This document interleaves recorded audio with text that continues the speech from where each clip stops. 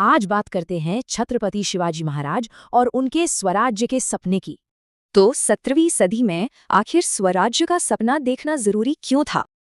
उस दौर में दक्कन में आम लोगों का जीवन मुश्किल था, उनकी अपनी संस्कृति भी खतरे में थी। और इसी का जवाब था स्वराज्य, मतलब अपने लोगों का अपना शासन। शिवनेरी किले में जन्मे शिवाजी को मां जीजाबाई से ही न्याय और साहस की सीख मिली, और यही ट्रेनिंग उनकी जबरदस्त गुरिल्ला युद्ध नीति का आधार बनी।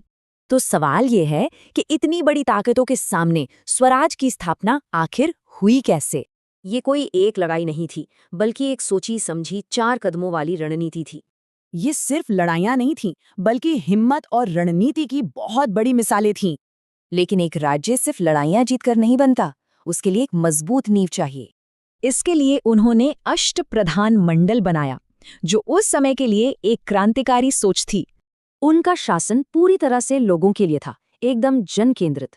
और हाँ, भारत की पहली संगठित नौसेना भी उन्होंने ही बनाई थी। और फिर आया वो ऐतिहासिक दिन, 6 जून 1674। इस दिन उन्होंने छत्रपति की उपाधि ली और एक संप्रभु हिंदवी स्वराज्य की नींव रखी। 1680 में उनके निधन के बाद मुगलों के खिलाफ संघर्ष और भी ज्यादा बढ़ गया, पर स्वराज का सपना जिंदा रहा। उनके बेटे और फिर रानी ताराबाई ने संघर्ष जारी रखा। तो छत्रपति शिवाजी महाराज की विरासत सिर्फ एक साम्राज्य नहीं, बल्कि साहस और न्याय की है।